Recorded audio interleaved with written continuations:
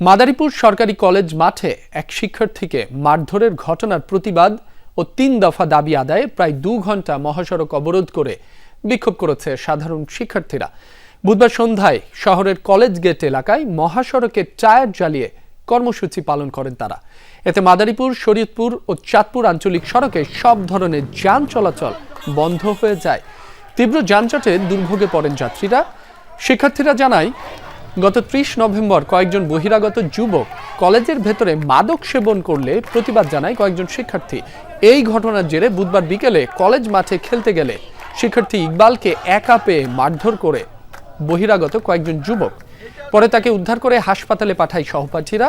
এরপরে হামলাকারীদের গ্রেফতার, কলেজ প্রাঙ্গণে বহিরাগতদের প্রবেশ বন্ধ এবং কলেজের সীমানা নির্ধারণের দাবিতে বিক্ষোভ করেন শিক্ষার্থীরা। পরে সদর থানার ভারপ্রাপ্ত কর্মকর্তা এবং কলেজের অধ্যক্ষ ঘটনাস্থলে গিয়ে দাবি মেনে নিলে অবরোধ তুলে নেন শিক্ষার্থীরা।